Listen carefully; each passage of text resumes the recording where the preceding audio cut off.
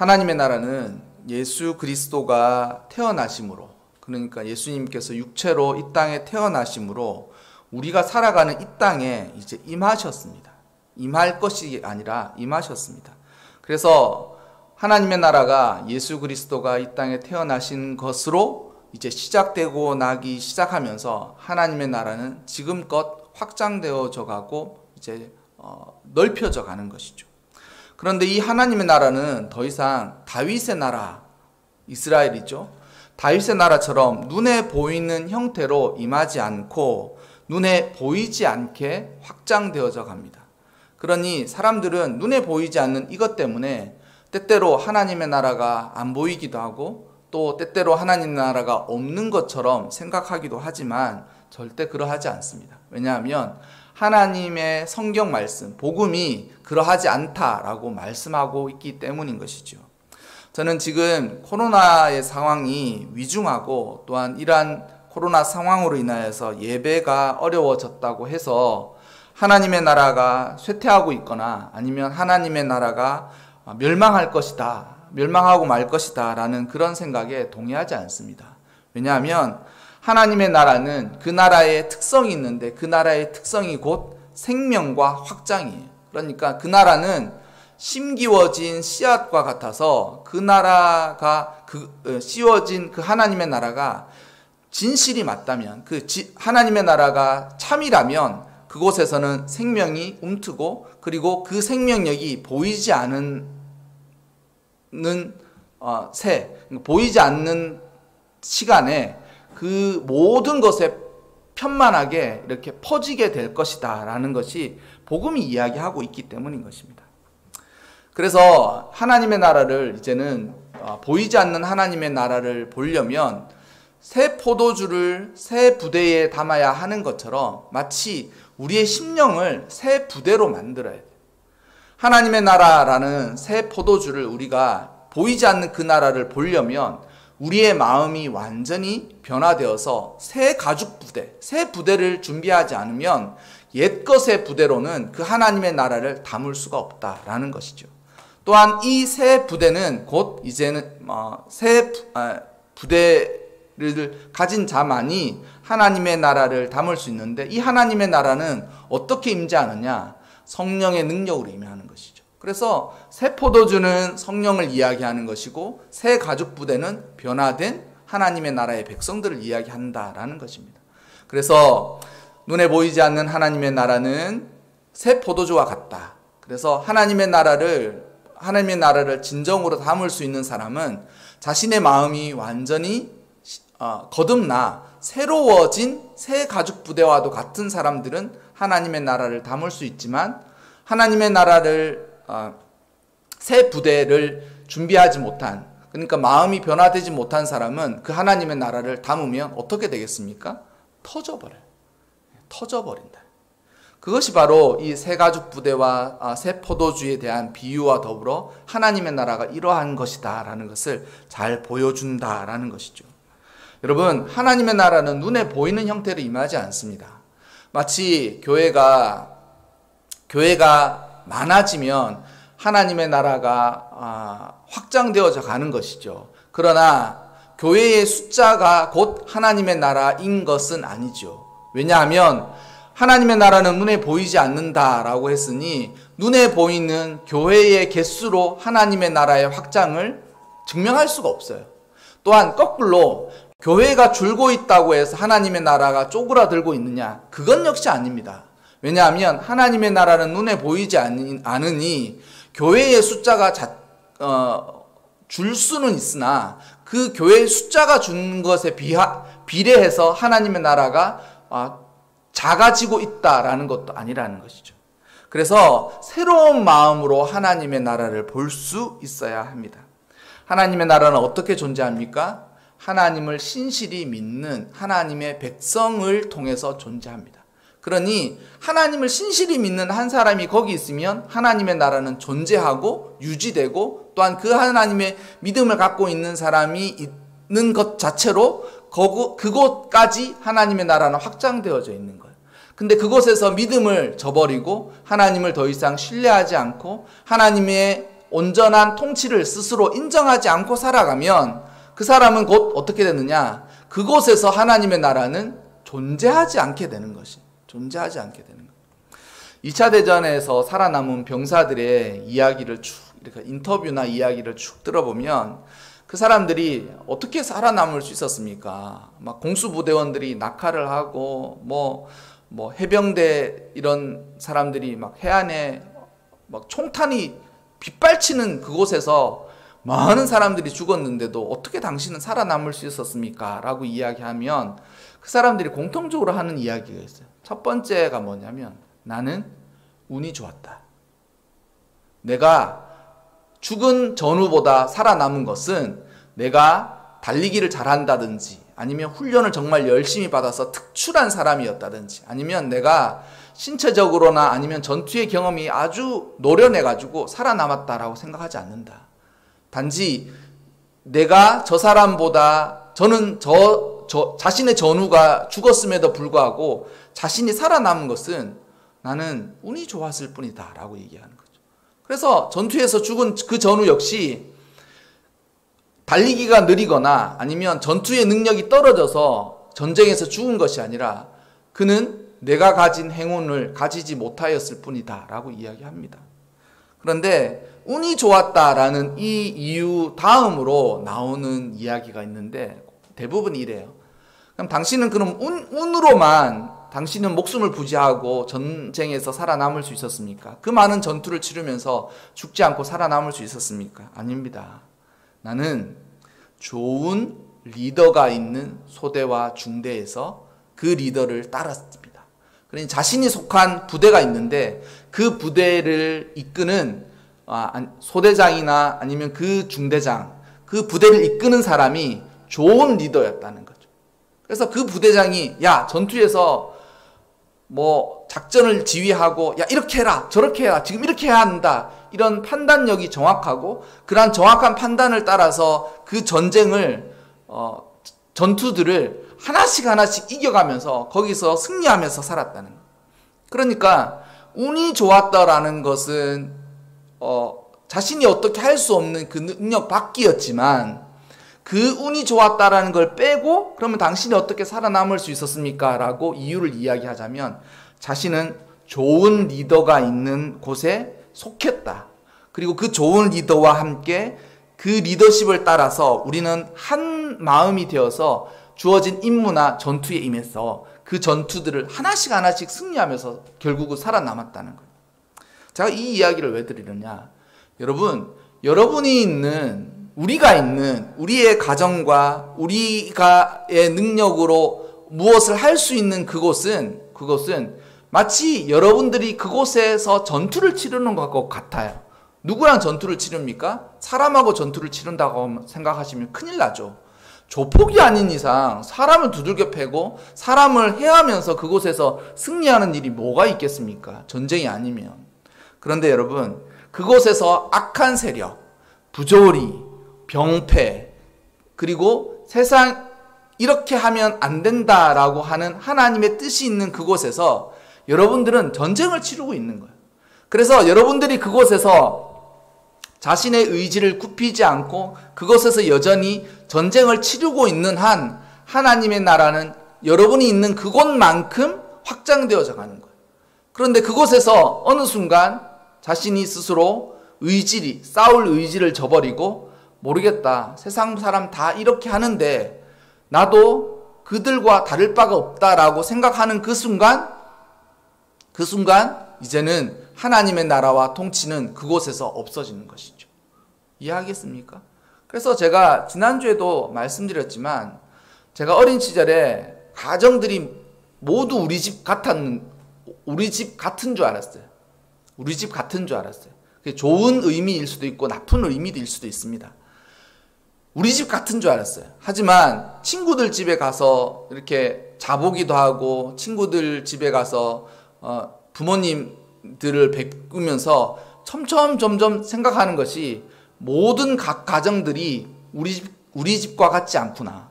우리 집 가정보다 훨씬 화목하고 온화하고 또한 친절하고 좋은 가정도 있고 또한 우리 집보다도 훨씬 못한 가정들이 있더라는 것이죠.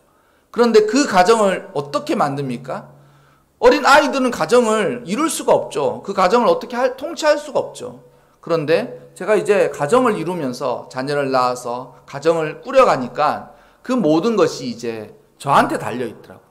제가 가정을 위해서 잘하고 제가 뜻한 대로 가정을 잘 돌보고 또한 모든 것 생각하는 대로 다 이루어질 수는 없지만 제가 이제는 가정에 능력을 행할 수 있는 그 전장에 나와 있다라는 것을 제가 알게 되었습니다. 그래서 가정을 화목하게 잘 꾸려가고 가정을 좋은 리더십으로 가정을 잘 이끌어가면 그 전쟁에서 살아남는 사람들을 만드는 거예요. 하지만 내가 어느 순간 스스로 전의를 상실하고 거기서 좋은 리더십을 보여주지 못하고 소대나 중대가 하나 되지 못하고 와해되기 시작하면 어떻게 되겠습니까? 그 싸움에서 패배하는 것이죠. 직장도 마찬가지인 것입니다. 직장에 나가서 내가 그 직장에 속한 어떤 지위를 가진 사람이 되겠지만 사원이 될 수도 있고 대리가 될 수도 있고 아니면 그곳에서 임원이 될 수도 있겠지만 자신의 능력이 임하는 그곳에서 자기가 하나님의 백성과 자녀인 것을 알고 그곳에서 나는 하나님의 통치를 이루면서 하나님의 뜻을 순종하면서 살아가겠다라고 의지를 굳건하게 세우고 그곳에서 내가 뜻한 바 하나님께서 이러한 것을 기뻐하실 것이다 라고 생각하면서 거기에 있는 부조리 그리고 여러 가지 병폐 그리고 죄악 그리고 나쁜 그런 것들에 대해서 스스로 거부하고 그곳에서 전의를 상실하지 않고 의지를 세우고 살아가는 동안은 자신이 있고 자신의 힘이 미칠 수 있는 그곳에 하나님의 통치가 임하는 거예요. 그리고 그것만큼 하나님의 나라가 임한다는 것이죠. 그래서 여러분 저는 그리스도인들이 다 성공했으면 좋겠다라고 생각하지 않습니다. 왜냐하면 그리스도인들이 성공을 했으면 좋겠다라고 간절히 그의 성공을 기원할 수 있는 사람은 그 사람이 세상적으로 성공하기 이전에 하나님의 나라와 하나님의 백성인 것을 스스로 알고 나는 나의 힘과 능력이 주어지는 그만큼 하나님의 나라를 이렇게 만들 수 있는 하나님의 통치를 순종하게 만들 수 있는 그런 사람이 되어져야 돼. 그게 이제 어렸을 때는 할 수 없지만 이제는 가정을 꾸리면 가정에서 그러한 일들을 만들고 말단 사원일 때는 할 수 없겠지만 지위가 높아져 감에 따라 그러한 일들을 스스로 할 수 있는 사람일 때라야 그 사람은 정말 진심으로 성공했으면 좋겠다라는 생각이 들고 기도해 줄 수 있지 않겠습니까? 사람이 변화도 안 됐는데 완전 세상 사람하고도 똑같은데 저 사람을 만약 성공해 달라고 간절히 기도해서 그 사람이 성공해 보십시오. 예수 믿지 않는 사람이 성공한 것보다 훨씬 큰 폐해가 하나님의 나라에 돌아오는 거예요. 예수 믿는데 저란단 말이야? 저 사람 교회 다닌다면서 그럼 저 사람은 도대체 왜 저러는 거야? 그와 같지 않습니까? 여러분, 우리는 이제 하나님의 백성이자 하나님의 나라가 된 것입니다. 나라가 되기 위해서는 주권이 있어야 되고 영토가 있어야 되고 그리고 국민이 있어야 된다. 그렇게 이야기합니다. 근데 하나님의 나라는 이 세 가지가 이루어 있다고 해서 그 나라가 존재하지 않아요. 하나님의 나라는 어떻게 존재하느냐? 하나님이 계시고 또한 그 하나님의 통치가 하나님의 백성들에게 이루어질 때 그 하나님의 나라는 이제 그곳에 하나님의 나라가 이루어지는 것입니다. 그래서 우리는 하나님의 백성이자 하나님의 나라예요. 내가 하나님의 백성인 것을 포기하고 하나님의 뜻을 따르지 않으면 하나님의 나라는 내가 있는 공간만큼 없어져 버리는 거예요. 아시겠습니까? 여러분, 우리는 하나님의 나라이자 하나님의 백성이자 하나님의 나라입니다. 그리고 하나님의 나라는 이와 같이 이제는 이루어져 간다는 거죠. 그래서 예수님께서 십자가에 달려 돌아가실 때 뭐라고 말씀하셨어요? 다 이루었다. 근데 예수님 뭘 다 이루신 거예요? 예수님 오셔서 이 땅에서 죽어가는 사람 살려주고 눈이 안 보이는 사람 눈을 뜨게 해주고, 그리고 아픈 사람을 치료해주고, 마음이 상한 이들을 위로해주고, 그렇게 하셨지 않습니까? 그런데 이제 예수님께서 그 일을 하시다가 결국은 예수님이 죄인의 몸으로 십자가에 달려서 돌아가셨지 않습니까? 근데 이제는 누가 그것을 합니까? 예수님 그거 하시다가 이제는 돌아가셨잖아요. 그런데 예수님께서 다 이루셨다고요? 맞아요. 다 이루셨어요. 왜, 어떻게 다 이루셨느냐? 예수님이 이제는 십자가에 돌아가시는 그 고귀한 희생과 헌신으로 하나님의 성령이 주를 믿는 모든 이들의 마음 안에 오기 시작하면서 그 성령의 힘과 능력이 곧 하나님의 나라와 통치를 이루게 된다는 거예요. 오늘 우리가 읽었던 이 성경 본문을 보면 예수님께서 귀신 들려 눈 멀고 말 못하는 사람을 고쳐주십니다. 그러니까 그 사람은 아마도 귀신이 들리기 이전에는 눈을 보고 말을 하던 사람이었다는 것이죠. 그러니까 그는 장애인이 아니었어요. 근데 어느 순간 귀신이라는 강력한 악의 세력에 사로잡히게 되었고, 그 귀신에 사로잡히고 난 이후부터 갑자기 눈이 보이지 않고 말을 못하는, 그러니까 시각장애와 이 말을 못하는 장애까지 다 같이 생긴 거예요. 그러니까 그 사람을 데리고 왔는데 예수님께서 그를 고쳐주신 거예요. 그러니까 예수님께서 이러한 놀라운 일들을 행하자 사람들이 이야기하기를 이는 다윗의 자손이 아니냐. 이 말은 구약 성경의 다윗의 자손이라는 말은 이제 다윗 이후에 다윗처럼 하나님의 나라를 굳건하게 세울 메시아가 올 것이다 라고 구약 성경에 예언을 해두었고, 그리고 이러한 예수님의 놀라운 능력을 본 사람들이 이가 바로 그 다윗의 자손이신 메시아가 아닐까라는 이야기를 듣자 바리새인들이 화를 냅니다. 왜냐하면 바리새인들은 예수님과 이 투쟁적인 예수님을 좋아하지 않았어요. 바리새인들. 자기들이 볼 때에는 예수님이 너무 과격한 사람이라고 생각했어요.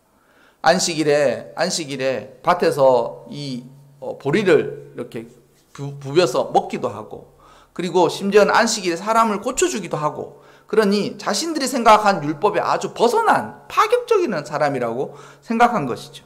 그런데 그 파격적인 사람이 힘과 능력으로 귀신 들린 이의 눈을 뜨게 하고 입을 열게 해주었다? 이 뜻이 무엇이겠습니까? 눈이 다쳐서 보지 못한 사람들을 보게 해주고, 입을 말하지 못하는 사람들의 입을 띄워서 말하게 해주었다?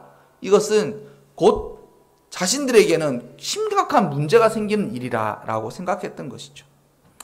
심지어는 이들은 바알세불, 그러니까 이 바알세불이라고 이야기하는 것은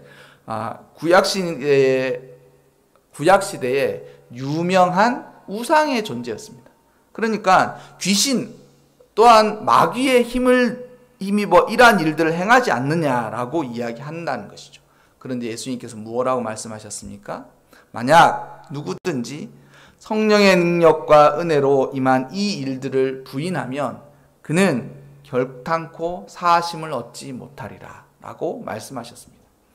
여러분, 하나님의 나라는 하나님의 백성들에게 하나님의 통치가 이루어지는 것으로 이루어진다고 말씀을 드렸죠. 그러면 하나님의 통치는 그곳에서 어떻게 이루어지느냐? 바로 이와 같이 이루어지는 것입니다. 아까 전에 제가 설교를 시작할 때에 우리는 모두 가죽 부대인데 새 가죽 부대일 수도 있고 헌 가죽 부대일 수도 있다고 말씀을 드렸죠. 그런데 새 가죽 부대에는 새 포도주를 담을 수 있어요. 왜냐하면 가죽을 처음 만들어서 포도주를 담는 부대를 만들면 이 가죽은 신축성이 있습니다. 처음 만들어둔 가죽만. 그러니까 포도주를 처음 담궈 놓으면 새 포도주를 담아 놓으면 포도주가 그 가죽 부대 안에서 발효가 되기 시작하는 거예요. 그럼 어떻게 되겠습니까? 풍선처럼 부풀러 올라요. 빵빵하게 된다는 것이죠. 근데 새 가죽 부대는 그만큼 신축성이 있어서 그 발효한 부푼 것만큼 이렇게 부풀 수 있는 탄성이 있습니다. 그러니까 하나님의 새로운 나라를 받아들일 수가 있는 거예요. 받아들일 수가 있는 거예요. 하지만 가죽부대가 낡고 오래되면 탄성이 이제는 더 이상 없어요. 더 이상 늘어날 수가 없는 거예요. 늘어날 만큼 다 늘어나서 이제 더 이상 늘어날 수 없는데, 그 늘어날 수 없는 헌 가죽부대에 새 포도주를 담으면 어떻게 되겠습니까? 가죽부대가 찢어지는 거예요. 펑 터지는 거예요. 나중에 풍선처럼 부풀다가 펑 터진다는 것이죠. 하나님의 나라는 하나님의 백성들을 통해서 그들이 하나님의 통치에 순복하면서 살아가는 때에 임한다고 하지 않습니까? 그럼 어떤 형태로 임하느냐? 성령의 능력으로 임해요. 성령의 능력으로. 여러분, 우리는 우리 힘으로 살아가는 게 아니에요.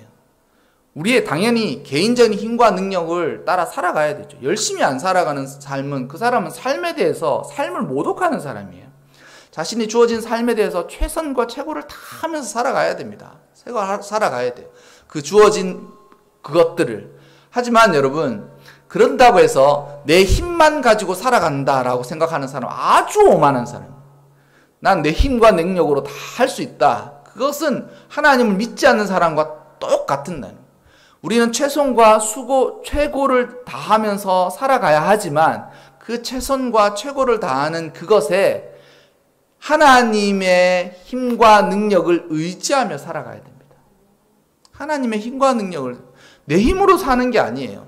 내가 최선을 다해서 살아가. 하지만 그곳에 여전히 하나님을 의지하는 마음, 그리고 하나님을 신뢰하는 마음, 그리고 하나님과 함께 더불어서 살아가는 그 마음을 가지고 살아가야 됩니다.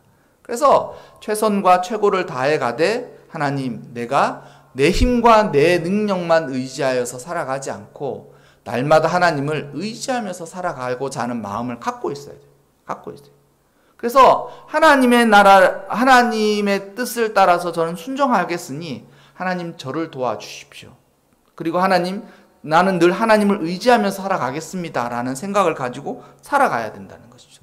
근데 그러한 하나님을 의지하고 능력을 살아가는 삶이 무엇이냐면 성령의 은혜를 따라서 살아가는 거예요. 성령 하나님께서 날마다 새 포도주를 부어주셔요. 그래서 하루를 살아가는데, 하루를 탁 하나님께서 우리에게 허락한 그 하루를 살아갈 때 하나님께서 새로운 날을 우리에게 주셨으니 새로운 은혜를 부어달라고 기도하고 그 새로운 은혜를 의지하면서 그 하루를 살아가는 거예요. 살아가는 거예요. 그리고 새로운 은혜와 능력을 받은 이에게만 일어나는 일이 있는데, 그것이 무엇이냐면 성령의 역사예요. 성령의 역사. 저는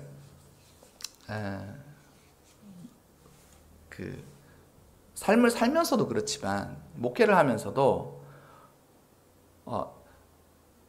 이 성령의 은혜에 대한 경험을 굉장히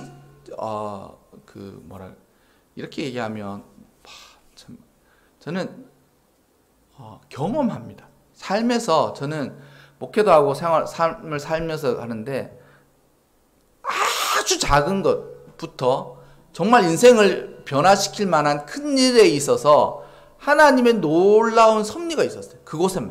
그곳마다 하나님의 놀라운 섭리가 있었어요. 그래서 큰 은혜는 큰 은혜대로, 작은 은혜는 작은 은혜로 되는데, 거기에서 내가 무엇을 했는가라고 생각하면 내가 한 일이 없는 것도 굉장히 많아요. 근데 그 일들 가운데 그럼 그런 일들이 어떻게 이루어졌는가? 성령의 능력으로 이루어져요. 하나님이 도와주신 거예요. 하나님이 도와주시고 하나님께서 은혜를 베풀어 주셔서 그러한 일들을 하게 된 것이죠.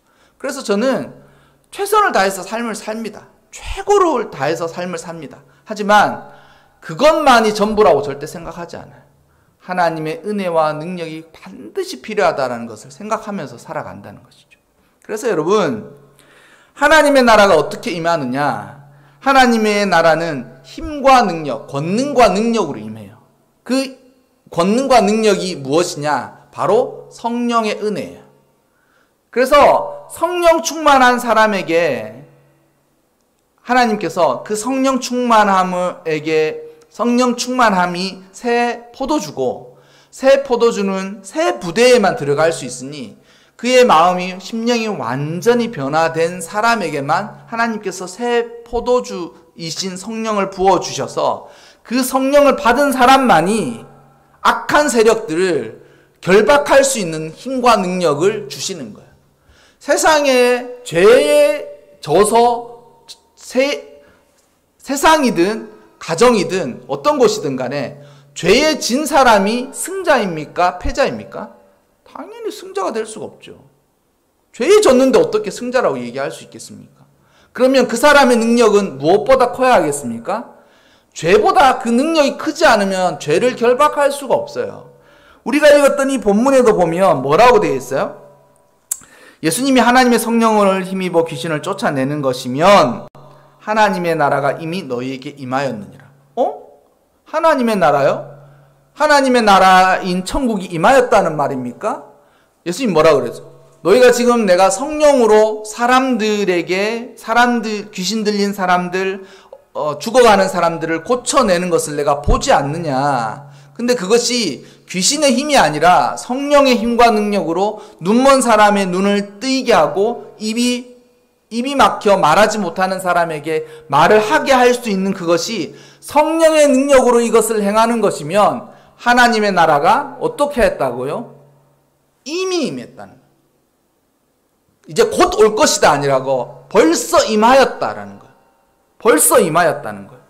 그럼 하나님의 나라가 어떻게 임하였습니까? 권능과 능력으로 임해요. 어떻게 무슨 권능과 능력입니까? 악한 것들을 제압하는 권능과 능력으로 임한다는 것이죠. 그래서 예수님께서 얘기하잖아요. 만약 어떤 사람이 있는데 그 집안 어떤 사람이 그러니까 그 강한 사람이 있으면 그 강한 사람을 결박해야만 그 강한 사람 집에 들어갈 수 있지 않냐. 그렇게 이야기하시는 거예요. 죄보다 성령의 능력이 강하지 않으면 죄에 집니다. 성령의 능력이 죄보다 훨씬 강하면 죄를 이기는 거예요. 세상보다 자기가 약하면 세상에 지죠. 하지만 세상보다 자기가 강하면 세상을 제압하죠. 바로 이러한 하나님의 나라는 이러한 성령의 힘과 능력으로 이겨가는 거예요. 여러분들 역시 분명히 하나님께서 여러분이 어디에 속한 그곳에 하나님의 나라를 이루고 하나님의 나라를 확장시키기를 원할 것입니다. 여러분들은 지금 어떠하십니까? 세상을 결박시키고 세상을 이겨가고 계십니까?